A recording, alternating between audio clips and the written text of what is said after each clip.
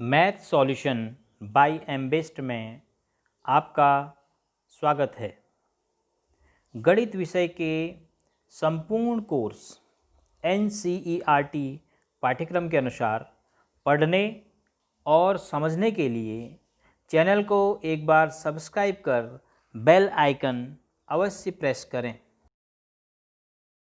कक्षा 10 के विद्यार्थियों के लिए प्रश्नावली 9.1 में प्रश्न संख्या 14 है। 1.2 मीटर लंबी एक लड़की भूमि से 88.2 मीटर की ऊंचाई पर एक क्षैतिज रेखा में हवा में उड़ रहे गुब्बारे को देखती है। क्षैतिज रेखा का मतलब गुब्बारा यहाँ से ऐसे हवा में उड़ रहा है तो एक क्षैतिज रेखा में उड़ेगा।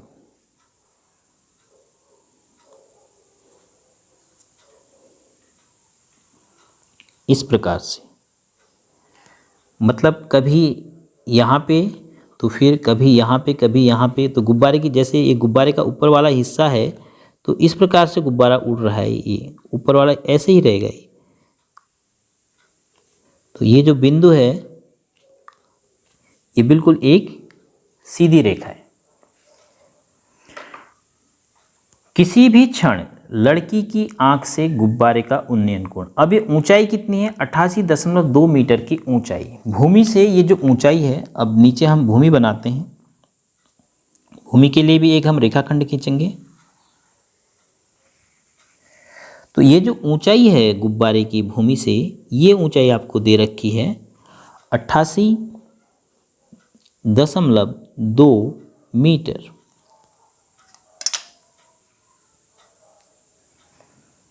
ऊंचाई लंबवत होगी तो यहाँ पे 90 अंश का कोण बनेगा। तो किसी भी क्षण लड़की की आंख से गुब्बारे का उन्नयन कोण 60 अंश है। अब लड़की भूमि पर 1.2 मीटर लड़की की भी लंबाई दे रखी है, तो लड़की की लंबाई को भी हमने दिखाना पड़ेगा एक रेखाखंड के रूप में। ये माना लड़की है तो यहाँ से लेकर यहाँ तक यह है 1.2 मीटर की दूरी, ये लड़की है। तो अब लड़की की आंख, क्योंकि सिर के आसपास एक क्षैतिज रेखा, हम लड़की की जो आंख की दृष्टि है उसका क्षैतिज इस तरह हम बनाएंगे तो इस प्रकार से आपको मिलेगा। क्योंकि उन्नयन और अवनमन कोण जो बनने हैं वो कहाँ से बनने हैं? प्रेक्षक की जो दृष्टि का क्षैतिज स्तर है। तो ये क्षैतिज स्तर जमीन के समांतर, और यह भी क्षैतिज रेखा में गुब्बारा उड़ रहा है तो यह भी इसके आपको समांतर दिखाई दे रहा है। तो 60 अंश का कोण बनाया है गुब्बारे ने। अब गुब्बारों की बहुत सारी पोजीशन है, हम किसी एक क्षण माना गुब्बारा यहाँ पर है तो कोण बन गया 60 अंश का। तो ये दृष्टि रेखा है लड़की की आँख की, तो ये 60 अंश का कोण बना किसी क्षण जहाँ गुब्बारा यहाँ पे था। कुछ समय बाद उन्नयन कोण घटकर 30 अंश हो जाता है। तो अब देखिए गुब्बारा कुछ समय बाद ऐसे आगे को क्षैतिज रेखा में उड़ रहा है, तो थोड़े समय बाद फिर लड़की ने देखा उसी बिंदु से, माना गुब्बारा यहाँ पर पहुँच गया, ये स्थिति है गुब्बारे की, तो दृष्टि रेखा हम खींचेंगे प्रेक्षक और जिसको देखा जा रहा है उस बिंदु के लिए। तो ये कोण जो अब बना क्षैतिज स्तर से 30 अंश का। देखो पहले 60 अंश का था, अब हो गया 30 अंश का। गुब्बारा इस बिंदु से, माना इस बिंदु का नाम मैं कह दूं P, कहाँ पर पहुंच गया? Q पर पहुंच गया। इस बिंदु का नाम कह दें R, इसको कह देते हैं S, और लड़की है A B।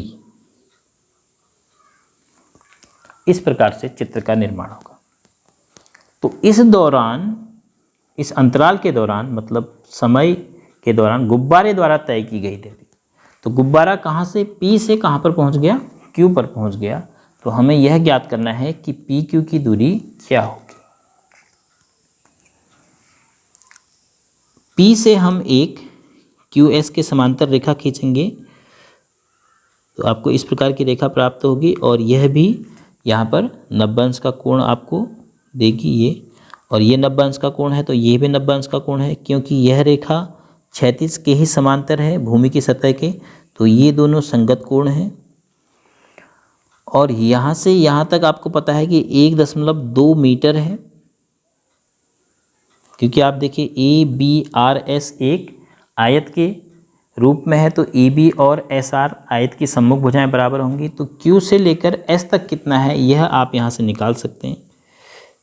क्यू से लेकर एस तक की दूरी, क्यू से लेकर एस तक की दूरी है 87 मीटर। क्योंकि 88.2 में से 1.2 माइनस कर देंगे तो क्यू से लेकर एस तक बचेगा आपके पास 87 मीटर। अब आप इसमें दो समकोण त्रिभुज ढूंढने की कोशिश कीजिए। एक समकोण त्रिभुज मिला ए क्यू एस और एक मिलता है ए पी, इस बिंदु का नाम दे देते हैं टी। तो ए पी टी, तो दो समकोण त्रिभुज हमें प्राप्त हो गए हैं। तो हम दोनों का अध्ययन करेंगे तो हमें जो भी परिणाम चाहिए वह प्राप्त हो जाएगा। तो पी क्यू हमें नहीं पता, तो टी एस भी पी क्यू के बराबर है, तो इसको हम मान लेते हैं कि माना एक्स है और ए से लेकर टी तक यह माना वाई है। चित्र अगर बन गया आपका सही तो उसके बाद आसान है प्रश्न को हल करना। तो चित्र का विवरण देंगे तो गुब्बारों की दो स्थितियां हैं, पी और क्यू, प्रेक्षक है ए, लड़की ए बी है और जो ज़मीन की सतह है वह है बी आर। तो अगर आप पूरा विवरण देते हैं,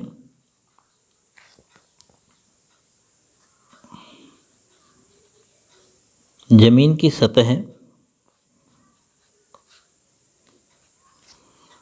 आपके चित्र में है बी आर, उसके बाद लड़की है ए बी, तो प्रेक्षक लड़की की आंख ए हो गई। उसके बाद गुब्बारों की दो स्थितियां,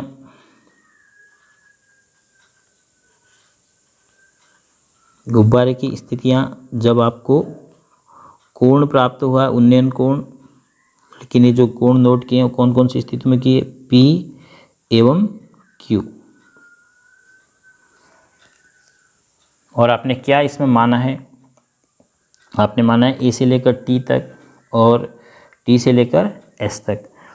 अब आप ये भी इसमें लिख सकते हैं कि ए एस जो है समांतर है बी आर के, इसीलिए कोण क्यू एस ए, कोण ए क्यू एस बराबर कोण एस आर बी, तो कोण ए क्यू एस बराबर भी 90 अंश होगा। इसी प्रकार ये हमने इसके समांतर खींची है, कोण पी टी ए बराबर 90 अंश होगा। क्यों? क्योंकि पी टी भी हमने क्यू एस के समांतर खींची है, तो वही रीजन है कि पी टी भी क्यू एस के समांतर है, इसलिए यह कोण भी 90 अंश होगा, क्योंकि संगत कोण बराबर होते हैं समांतर रेखाओं और तिर्यक रेखाओं के बीच बनने वाले। तो अब समकोण त्रिभुजों का हम अध्ययन करते हैं। तो समकोण त्रिभुज, पहला ए टी पी के ही बारे में लिख लेते हैं। ए टी पी में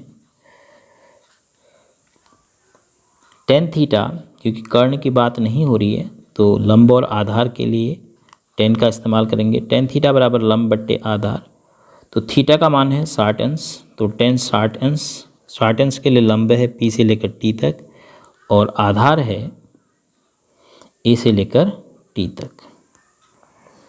वर्गमूल 3 60 अंश का मान होता है टेन के लिए। पी टी आपको पता है 87 और बट्टे 80 वाई, तो यहाँ से y बराबर, y का पक्षांतर करेंगे और वर्गमूल 3 को इधर बट्टे में ले आएंगे, तो 87 बट्टे वर्गमूल 3 पहला समकोण त्रिभुज अध्ययन करने के बाद आपको मिला, तो परिणाम नंबर 1 के रूप में इसको नोट कर लिया। तो उसके बाद दूसरा समकोण त्रिभुज कौन सा है, A S Q. A S Q में टेन थीटा बराबर लंब बट्टे आधार में, इस बार थीटा का मान बदल गया है, तो थीटा का मान है 30 अंश, तो टेन 30 अंश के सामने लंब है क्यू से लेकर एस तक और आधार है इस बार ए से लेकर एस तक। टेन 30 अंश का मान 1 बट्टे वर्गमूल 3, तो क्यू एस भी 87 मीटर बट्टे ए एस है x धन y। तो वज्र गुणन करेंगे तो x धन y एकम x धन y बराबर 87 गुणा वर्गमूल 3 87 वर्गमूल 3। तो y की जगह मान रख देते हैं तो x धन y का मान 87 बट्टे वर्गमूल 3 है बराबर 87 वर्गमूल 3। कैसे ये परिवर्तन हुआ? y का मान रखने पर। कोष्ठक में भी आप इसको बता सकते हैं कि आप क्या परिवर्तन कर रहे हैं, आप जो लिख रहे हैं वो किस आधार पर लिख रहे हैं। तो अब x बराबर हो गया 87 वर्गमूल 3 ऋण 87 बट्टे वर्गमूल 3। अब ये क्या है? एक पूर्ण संख्या और भिन्न संख्या का घटाना है। तो किस प्रकार आप घटाएंगे? वर्गमूल 3 यहाँ गुणा करेंगे तो 87 गुणा वर्गमूल 3 गुणा वर्गमूल 3 हो जाएगा। एक वर्गमूल 3 तो था ही, एक ये हो जाएगा ऋण 87 और पूरे बट्टे में हो जाएगा वर्गमूल 3। 3 गुणा 3 9, 9 का वर्गमूल 3 हो गया ये। तो 87 3 अट्ठे 24, 3 सत्ते 21, 3 अट्ठे 24 और 2 26, 261 हो गया ऋण 87। वैसे आप कॉमन नहीं भी लेते तब, सॉरी मल्टीप्लाई नहीं भी करते, कॉमन भी लेते तो और आसान हो जाता।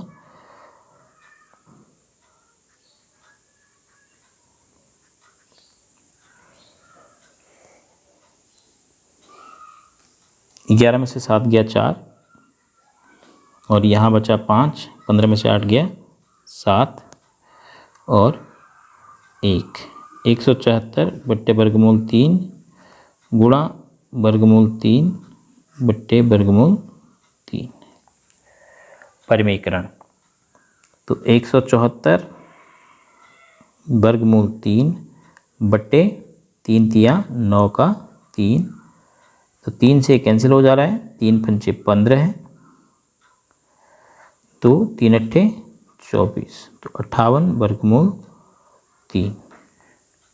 तो x का मान आ गया गुब्बारों के बीच की दूरी, अर्थात दो स्थितियां जो हैं जहां पर गुब्बारों का उन्नयन कोण नोट किया गया है P और Q, उसके बीच की दूरी x मिल गई है 58 वर्गमूल 3 मीटर।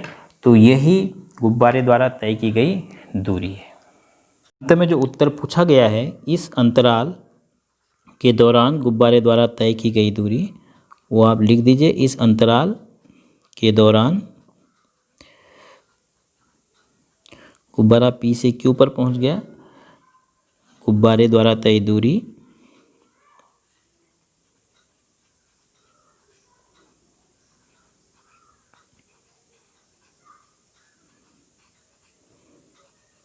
बराबर 58 वर्गमूल 3 मीटर है।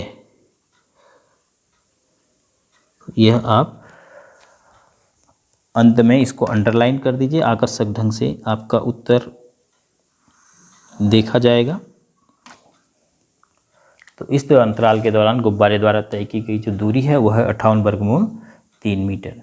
हालांकि इस प्रश्न का चित्र आपकी पाठ्य पुस्तक में है, लेकिन फिर भी आप कोशिश कीजिए, क्योंकि जब बोर्ड परीक्षा में आपको यह प्रश्न 6 अंक में दिया जाएगा तो कभी भी चित्र बना के नहीं दिया जाता है, चित्र बनाने की भी उसमें मार्क्स होते हैं। क्योंकि जब आपका चित्र सही बनेगा तभी आप दो समकोण त्रिभुजों का सही ढंग से अध्ययन कर पाएंगे और वांछित परिणाम तक पहुंच पाएंगे।